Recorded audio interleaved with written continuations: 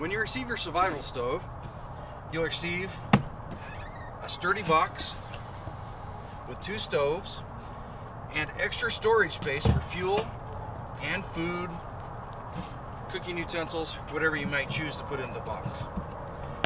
Put the top back on the box and it works as the stand to cook from. We want to show you how easy it is to get the fire going in your survival stove and how efficient it is for fuel usage. Okay, for today's demonstration for the survival stove, we're using a 2x4, 12 inches worth, which has been split into lots of little pieces. And to start the fire, we're just going to use some simple cotton balls and a match. Okay, so we've got some finely cut up wood, nothing bigger than your little finger. We're going to start the fire today just using 2 or 3 cotton balls and a match.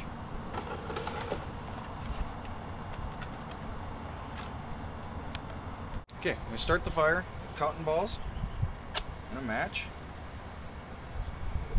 There's flame going on those. You can take some sticks and put them in from the top to start with, but the main fuel source, you'll want to come in through the fuel chamber and let the ends of those sticks get ignited with the flame coming up from the cotton ball. Okay, here we go. We're still putting a few more sticks in.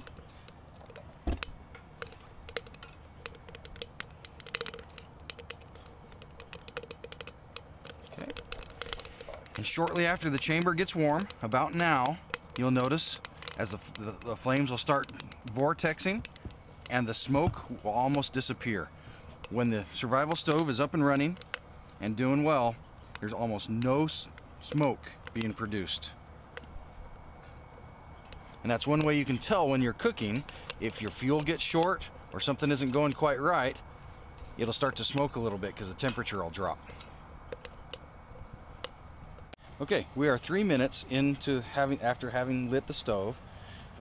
The thermometer, we are looking at a chimney temperature of about 160 degrees after just that few minutes in there. I'm going to put a little more fuel in the top.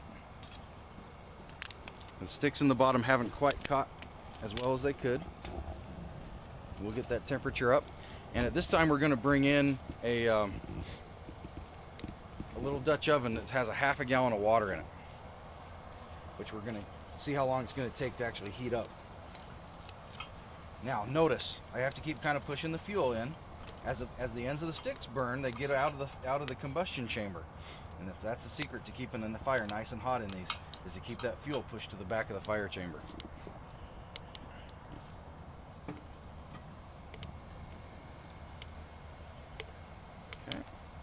Okay, we're into it about 6.5 minutes. More fuel going in, and we got a chimney temperature reading. We've got at the bottom of the pot, we're reading about 170, 180 degrees. We're adding more fuel.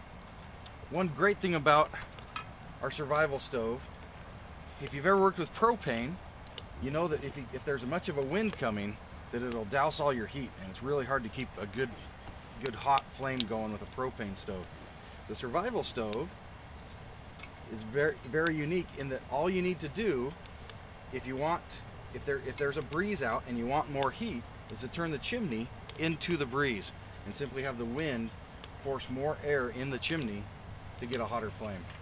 Works really great under adverse conditions. One thing is, it's a little counterintuitive in running the survival stove, is to get more heat out, you need finer fuel. You actually need smaller fuel to get more heat. And that's kind of hard to understand until you've done it a few times. So what I say is nothing, you don't want anything much bigger than your little finger. And if you want to really bring up some temperature, even cut them a little finer than that. And a good piece of wood cuts easy with a knife, just please be careful. Now the outside temperature of the stove at this point is still something you can touch, but it does get very hot, and you want to keep it around things that'll melt and other things that'll catch fire to it. Always be careful with fire. So we're about 11.5 minutes into it now. We've got the water is getting a little warmer, and we're still continuing to push that fuel in. With your fuels, you'll find different qualities of fuels with your different types of woods. Something you'll just have to experiment with what you get out of your yard or whatever's available. As you can see here, it's a little wet and cold, so we haven't been taking many fuels from outside. We've actually just taken some that we've already had good and dry. Also be careful, don't be burning plastic and other kind of stuff that'll smell bad or gum up your stove. Only put in good clean wood. Yeah, and you don't want to be burning anything that'll give off toxins, plastics, other building materials that aren't wood. I'd even stay away from any of the plywoods and OSBs that have the glue in them. We have tried some, they will burn. Probably not a great idea to have, especially where you're going to be cooking over it. Okay, about 13.5 minutes. We have a chimney temperature that's staying right between 380 and 400 degrees. And we're still, we're probably halfway through that 2x4. We're still getting this much heat. She's coming up with the water inside. Ooh, that's getting pretty warm.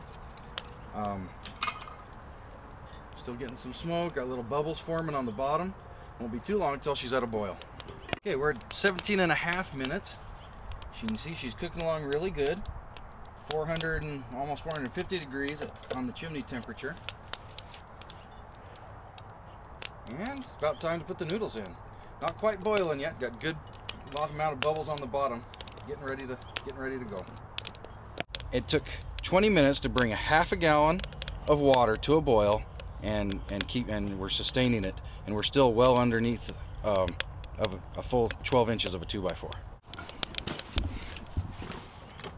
With that much of a 12-inch 2x4 left over, which is probably maybe a third of that 2x4 still left over.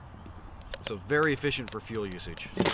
We used about 2/3 of that 2x4 to bring that half a gallon of water to a boil. And I'm going to show you what's left over. Now some of these are still embers, but to show you the efficiency of the fuel usage, we actually want to show you what's left over.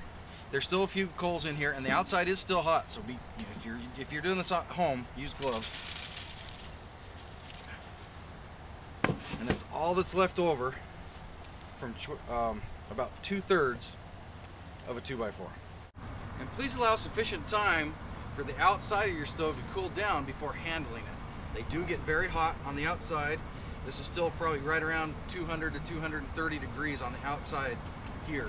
Well able to give you bodily injury. So please allow 15 minutes or whatever conditions allow to be able to put it back in your box and take it somewhere safe.